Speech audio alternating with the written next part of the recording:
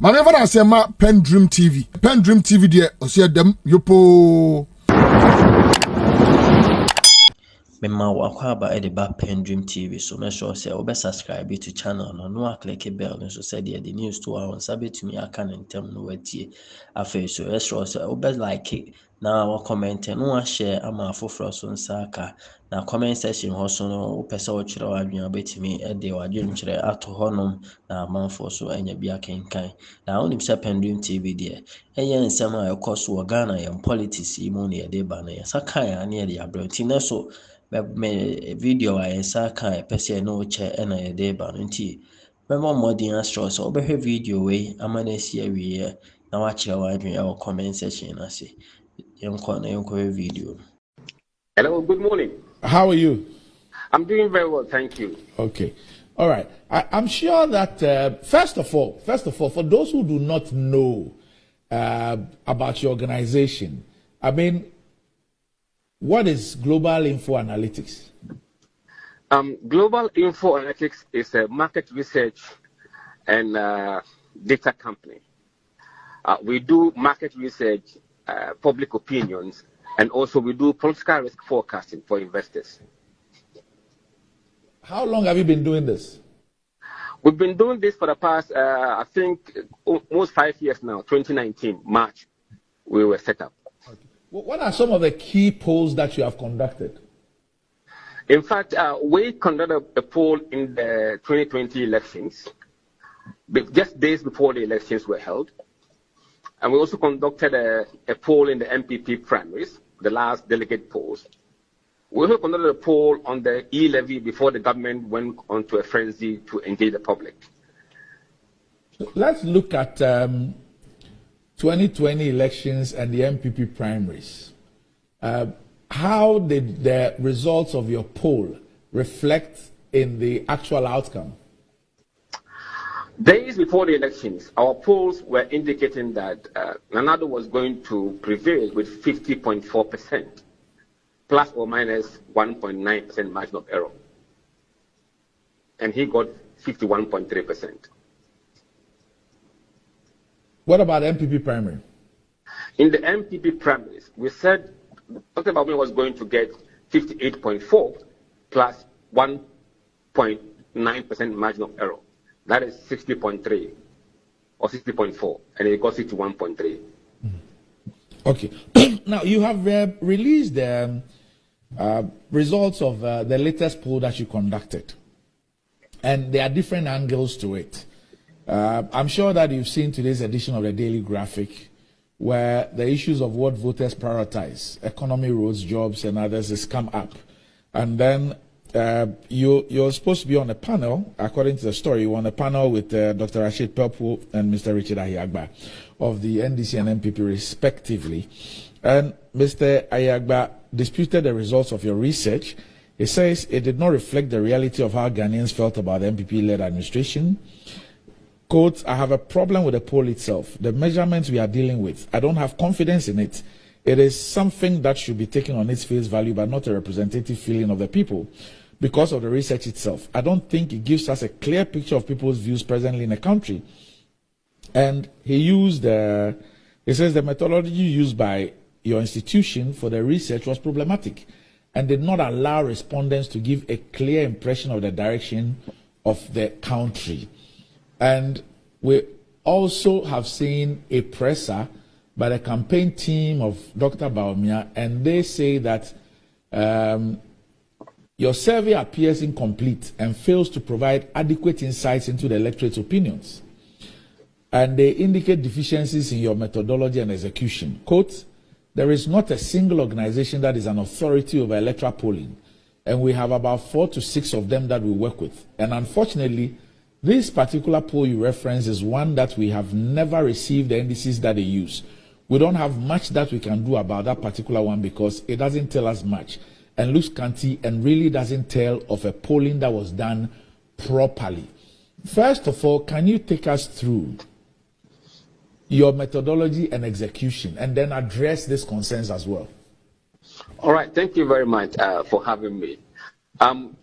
Global Info Analytics, people can testify is the only polling company in Ghana that has ever produced its research methodology well in advance before the polls are conducted. We also publish our research instrument or survey instrument well in advance for all to see the kind of questions we ask, whether they are leading or misleading questions. And then also, we are the only ones that tell everybody where the polls will be conducted throughout the country. We, in fact, provide the constituencies, and indeed, those who contact us, we are able to tell them which electoral area we're going to go to. All is done in transparent way. In terms of methodology, it is very important that we understand that the sampling size or the sample size is the fundamental data that has to be resolved from the beginning. And how do we calculate the sample size? It is mathematical. It's not by intuition or somebody's imagination. Now, if you take the sampling that we use, 6,128, it is the result or the product of using 18.5 million voters as a variable, and also picking 1.66% as our margin of error for this survey, and then a confidence level of 99%. When you run this input into a formula, you'll get the 6,128. So the issue of this sample inadequacy is resolved through mathematics. And secondly, once we decide on the national sample, we then allocate this national sample to each of the regions based on its contribution to the National Register of Voters. In effect, we are weighting the sample to represent the people who vote from that region. Once we are done with the regional sample allocation, we then go to the constituencies. We have a simulator, an inbuilt simulator that takes the number of areas we want to go to randomly without any human interference. We want to avoid the tendency of us picking areas we may feel, oh, we have to go here or go there. So it is done entirely random by a computer. Once we've selected the areas we want to go to from all the regions, then we allocate the sample size for each region to those constituencies for that region based again on the weight of that constituency relative to the rest. So it is weighted. And then when we go to the ground, we also pick electoral areas that we are going to poll. If we are doing a sample below 50 interviews, we go to one electoral area and do the sample in that electoral area. If we are doing between 50 and 100, we go to at least 2 electoral areas that will be picked randomly to visit. And then again, the samples are weighted based on the contribution of that electoral area to all the electoral areas in the constituency. If we are doing over 100 and up to 150 interviews, we go to at least 3 electoral areas. Again, the sampling are measured or distributed in that manner. And then when we hit the floor or we hit the ground, we stand at junctions where everyone has a chance of being interviewed. Junctions, car park, markets, workplaces, and interview people randomly we see on the street.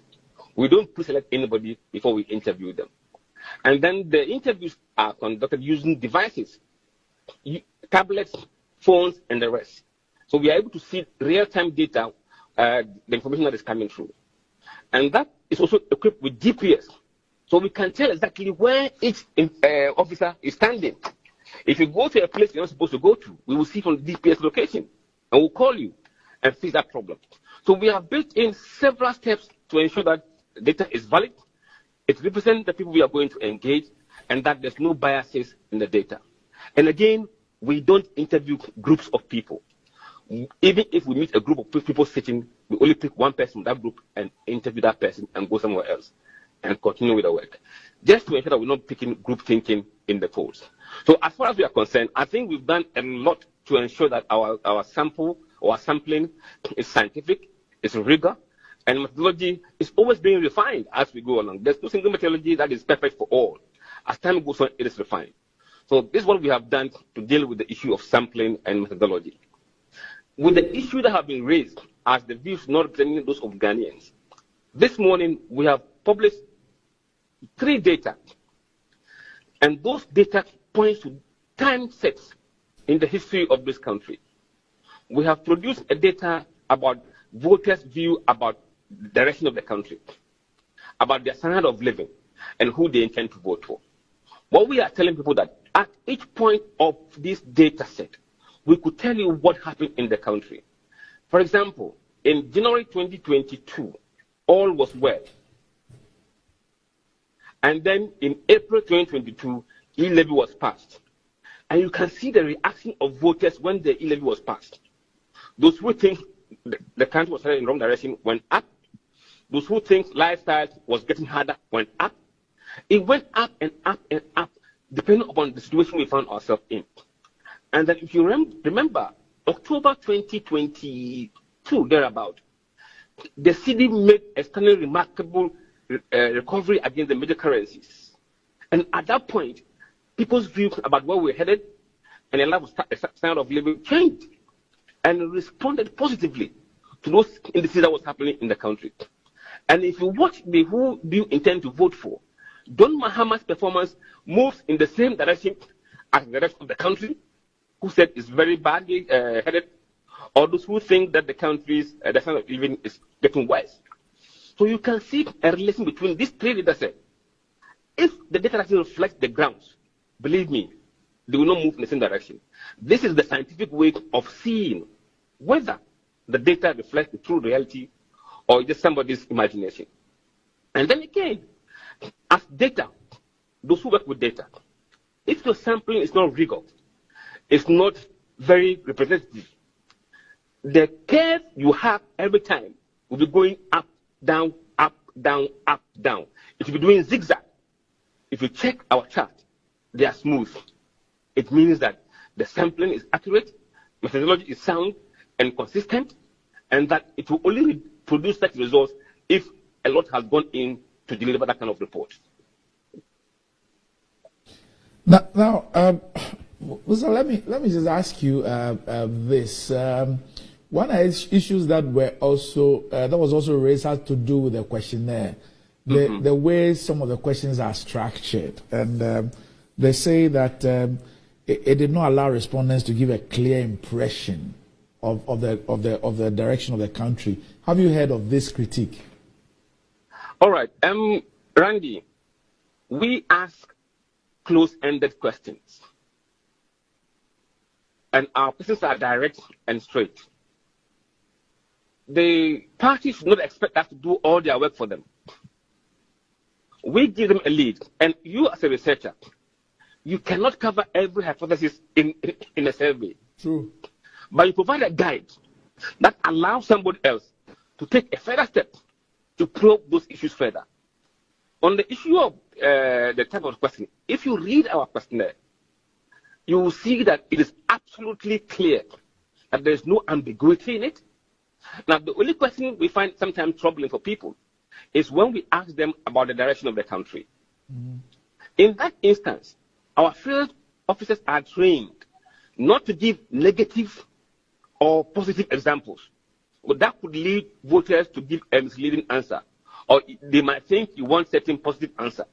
So what we do ask them in that instance is that in terms of the direction of the country, when you see everything going on in this country in its totality, from education, health, economy, jobs, what have you, do you believe that the country is headed in the right direction or wrong direction? We don't give any hint of whether we want a positive or negative feedback, because we are aware that will lead to people giving us something that they don't necessarily believe in. And I think that's the only question that we really think we have to provide those kind of examples to guide people. The rest of them are quite straightforward and simple questions. Okay. Now, Musa, let me ask you something which has to do with stakeholder relations. Obviously, you would consider the political parties, you consider civil society, you consider the media as stakeholders in what you do, especially when some of these issues are raised. Some might be on the basis of a misunderstanding, some might be just ignorance, some might be just partisanship or just political talk. But do you engage these stakeholders to explain what your work is about? Yes, in fact. And to also get feedback from them. Yes, let me give you an example. Whenever we want to do any poll on education, and we frame the question, we always consult EduWatch, my good friend Kofi Asari. Right. And Kofi Asari will refine the question for us to make sure that there's no ambiguity in the question. Because those ones are policy-driven questions.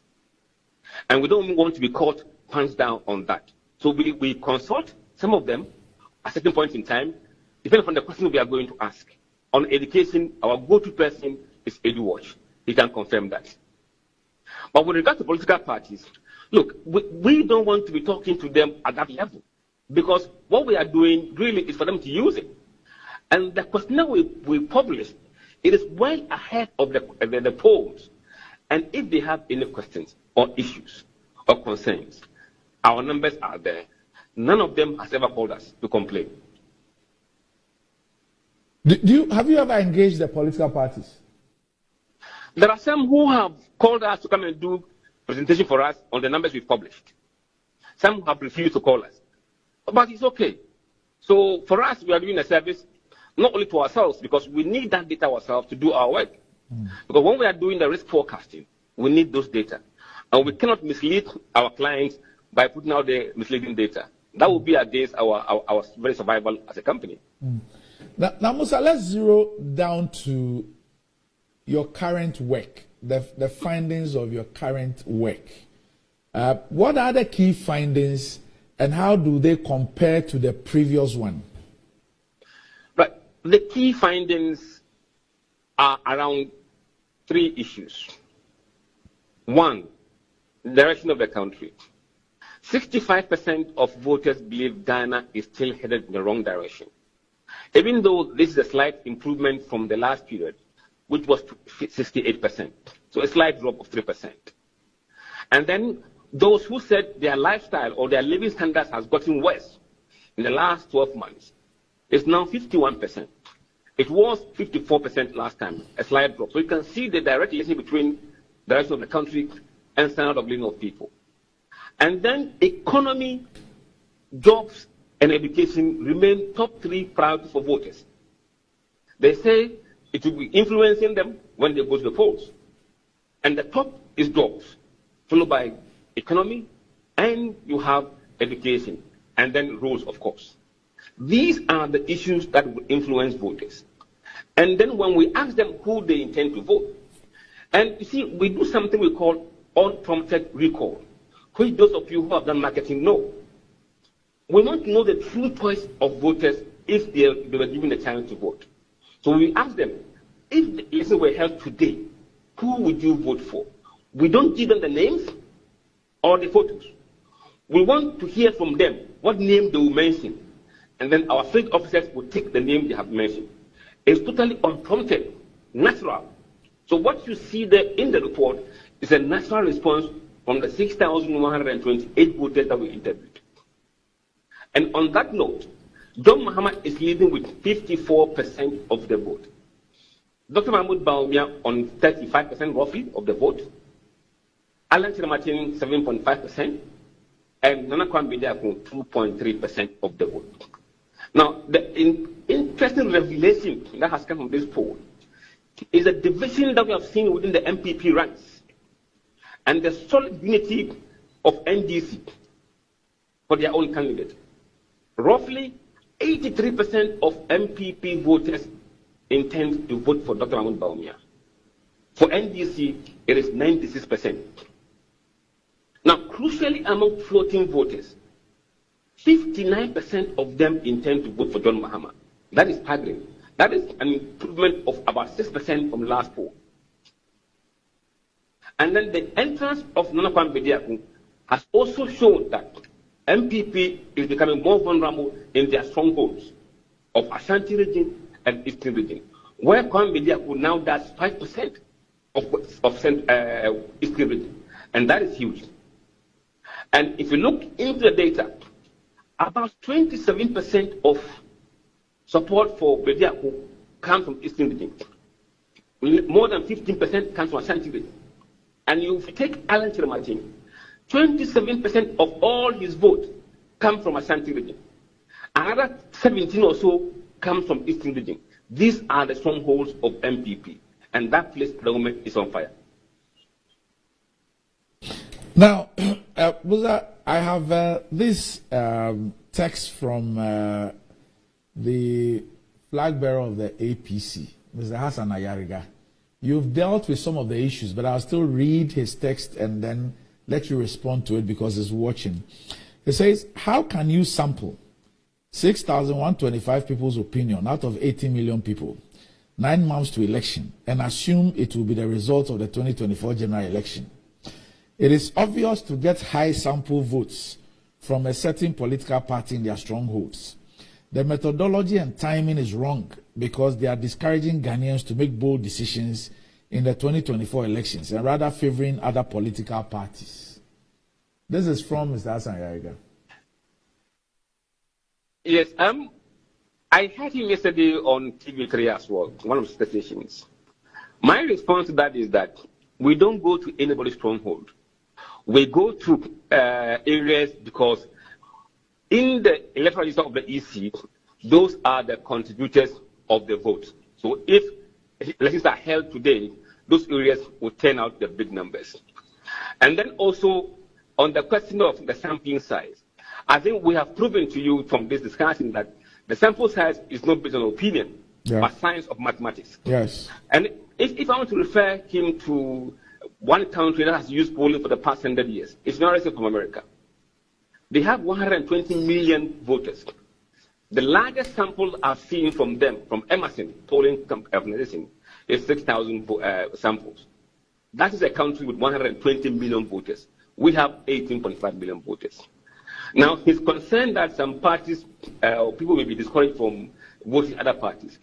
It is not about encouraging or discouraging. It's about letting the public know the views and perception of voters. Without us, or without opinion polls, nobody knows who is thinking about what. And for what we are doing is clearly opening up the governance of this country, making democracy more transparent than it has ever been. It's not our interest to tell someone to vote for anybody. All right, Musa, I don't know if my panelists have a question for you. Do you have a question? No. Okay. They don't have one for you. So, Musa, happy Eid. Eid Mubarak. And I wish you the very best. I hope that the discipline and piety of Ramadan will bring you a lot of blessings as well. And I'm hoping to have you in the studio one of these days so we can have a very comprehensive look at the work of Global Info Analytics and also draw some global comparisons just to help people understand the research space much better. We are always available. All right. Okay.